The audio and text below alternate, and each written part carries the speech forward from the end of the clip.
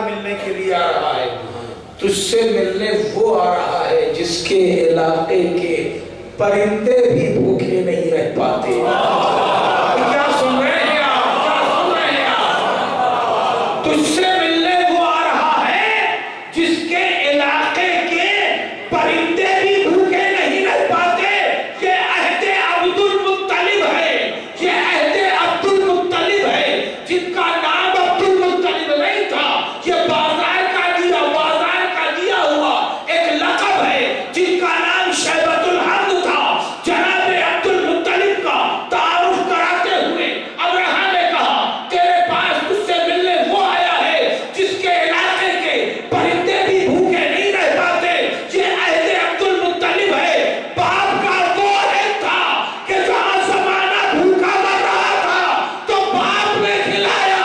بیٹے کا یہ تعارف ہے کہ جس کے علاقے کے پرندے بھی بھوکے نہیں رہنے پاتے، اور پوتے کا زمانہ آتا ہے تو مسجد کوفہ میں نکل کے آواز دیتا ہے کہ میں نے مشرق و مغرب میں ہر ایک کو رزق بانٹ دیا۔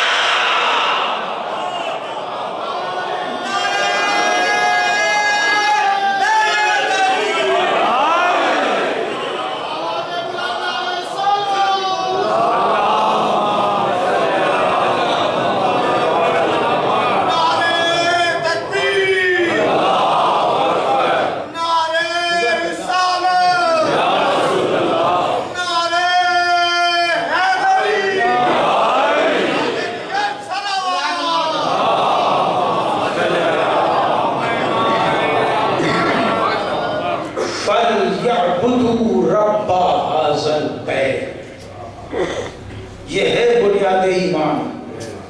اگر کوئی پوچھے کہ ابو طالب کا ایمان کیا تھا، کہیے فَلْيَعْبُدُوا رَبَّ هَذَا الْبَيْتِ۔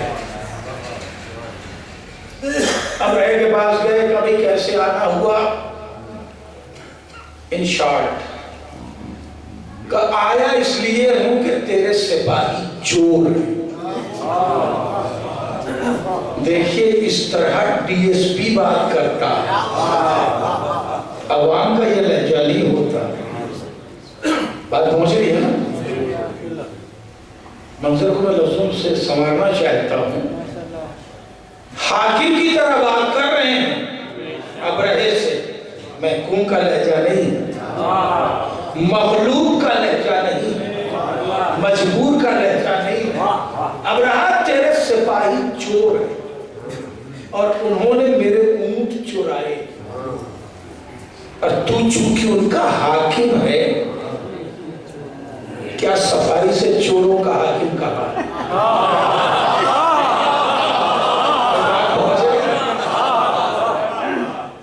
لہذا تجھ سے مطالبہ کر رہے ہیں کہ اپنے سپاہیوں سے کہہ کہ میرے اونٹ واپس کر دیں۔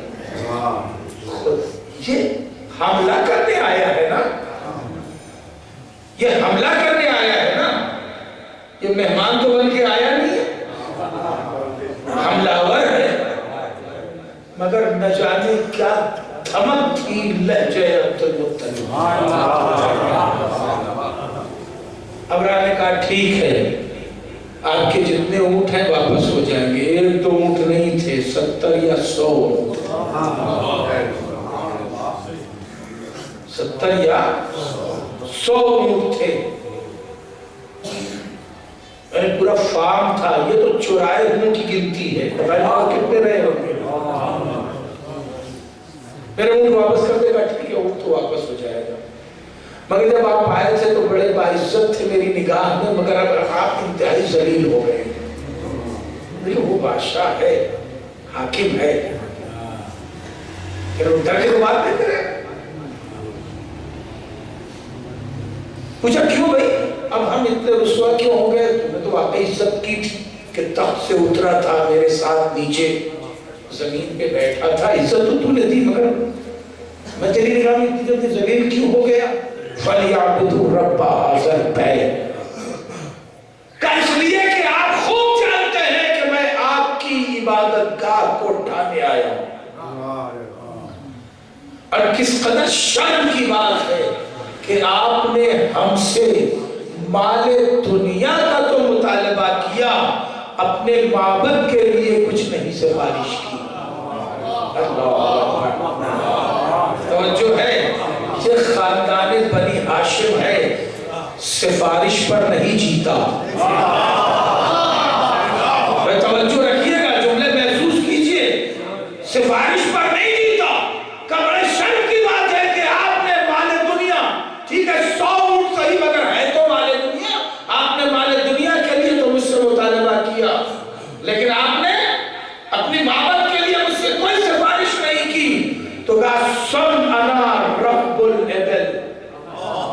دیکھیں اسی زبان میں بات ہو رہی ہے جس وقت کبھی میں نے حوالہ دیا تھا، انا رب العبل، میں اونٹوں کا پالنے والا ہوں۔ انا رب العبل، میں اونٹوں کا پالنے والا ہوں، اونٹوں کا پرورش کرنے والا ہوں، اونٹوں کی دیکھ ریکھ کرنے والا ہوں۔ وَلِلْبَيْتِ رَبُّهُ، اور اس گھر کا ایک الگ پروردگار ہے جو اپنے گھر کو بچا لے گا۔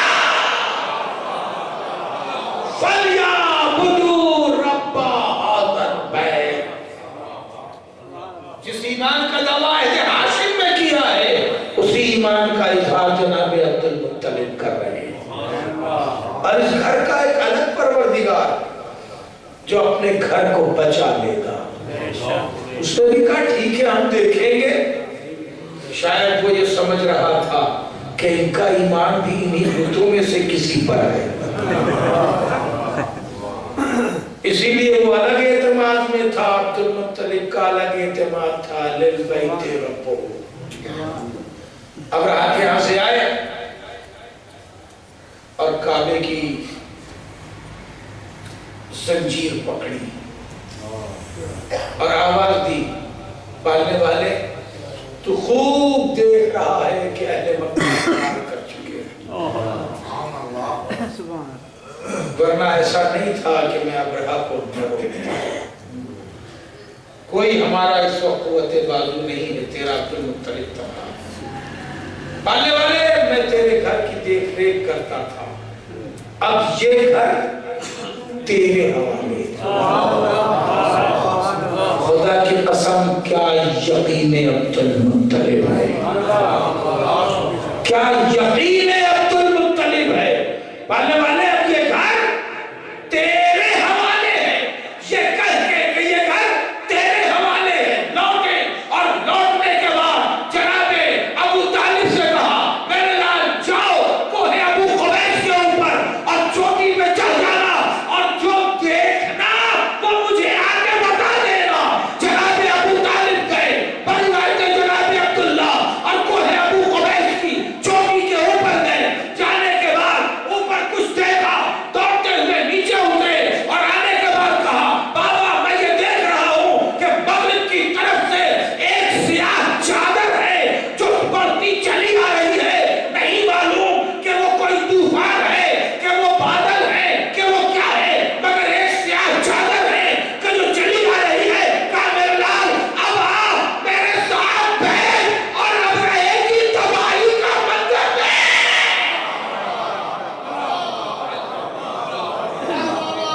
أَلَمْ تَرَ كَيْفَ فَعَلَ رَبُّكَ بِعَصْحَابِ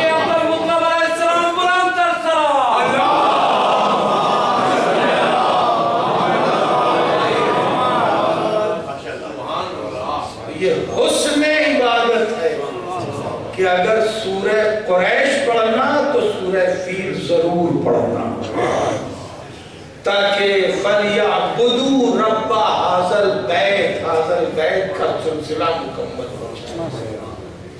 اور یہ دونوں سورے خوف و ہراس میں کسی موذی سے بچنے کے لیے بہت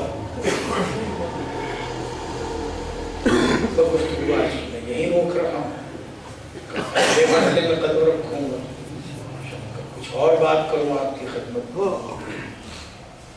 پروردگار اپنی عبادت میں بھی مدح و ثنائے محمد و آل محمد محمد علیہ السلام سننا چاہتا ہے، چاہے ان کی اولاد کی بات ہو یا ان کے اجداد کی بات ہو۔ سننا اس لیے چاہتا ہے کہ اگر یہ نہ بچاتے تو نماز نہ بچتی، سننا اس لیے چاہتا ہے کہ اگر یہ نہ بچاتے تو قرآن نہ بچتا، اگر یہ نہ بچاتے تو آج دین و شریعت کا کہیں وجود نہ ہوتا۔ شاید یہی وجہ ہے کہ قانون حل جزاء الاحسان الا الاحسان کے تحت کہ تم نے نماز بچا لی ہے تو اب نماز میں صرف ہم تمہاری حمد و ثنا سنیں گے، تمہاری مدح و ثنا ہوگی، تمہاری باتیں ہوں گی۔ حسین نے بھی دین و شریعت و نماز کو بچانے کے لیے قربانی کو اپنے کمال تک پہنچا دیا،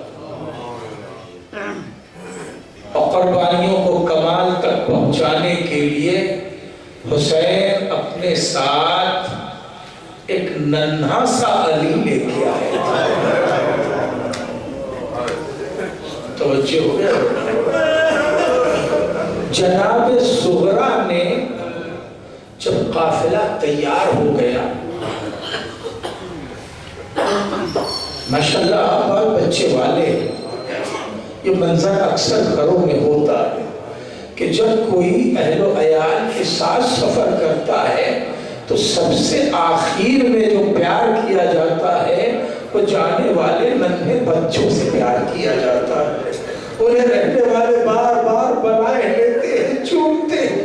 صغرا نے بھی ماں سے اصغر کو لے لیا، اصغر جا رہا ہے، اور اصغر نے بھی چند دنوں کے اصغر نے بھی گلے میں صغرا کے بالیں ڈال دی، اور ایسا لپٹ گیا کہ اب صغرا کو چھوڑتا نہیں ہے، اب کوئی بھی آتا ہے تو جناب اصغر اس کی طرف مائل نہیں ہوتے، صغرا سے لپٹے ہوئے ہیں۔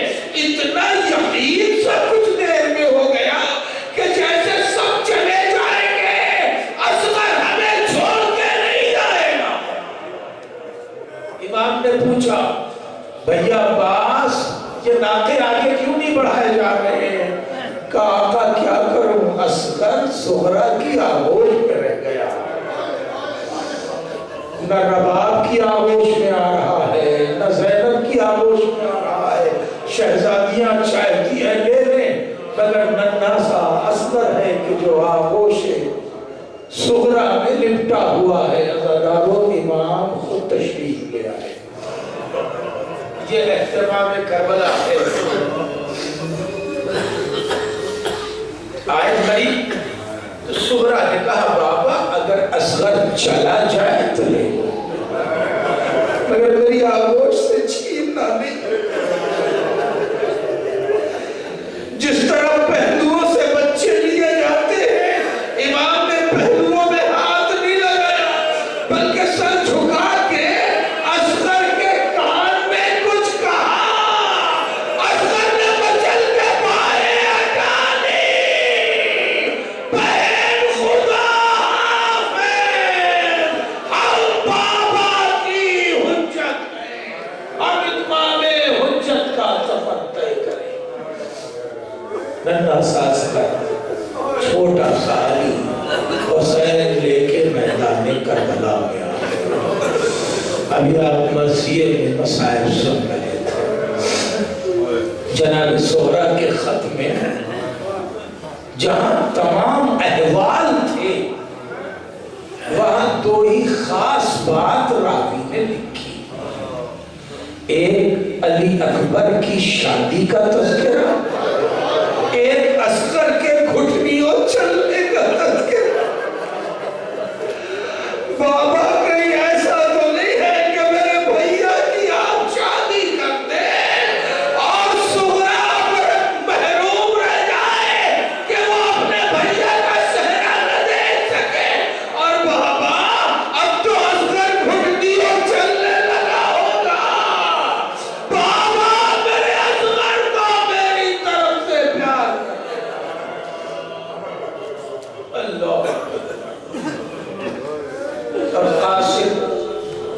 روایت اس وقت پہنچا جب حسین کا گھر اجڑ چکا،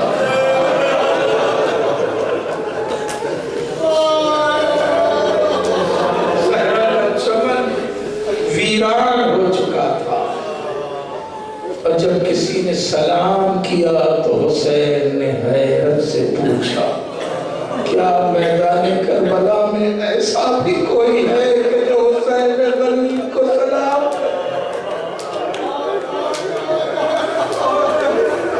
کیا بھی کوئی ایسا موجود ہے جو اس بے وطن کو سلام کرے گا؟ آقا ہم مدینے سے آ رہے ہیں، ورنہ حسین پہ تیر برسانے والے سلام کیا؟ آپ مساعد ہوئے گفتگو تمام کرو۔ سہرا کا حسین نے خط لیا، اب حسین کیا کرتے؟ قاصد تھا، یہ امید تھی کہ ساری خبر سہرا تک یہ پہنچا دے گا، لہذا اب ایک ایک کا لاشا دکھا رہے ہیں، کس کے بارے میں پوچھا؟ دکھا دو محمد بارے میں قاصد پامال ہو گئے، اکبر کا سینہ چھلنی ہو گیا، پھر حسین اس ننھی سی تربت کے پاس آ گئے، ارے جس کے گھٹنیاں چلنے کا سغرا انتظار کر رہی ہے، اسے اس مظلوم نے اپنے ہاتھوں سے سپرد خاک کر دیا۔ میرا ننھا سا والد واقعہ چل گیا،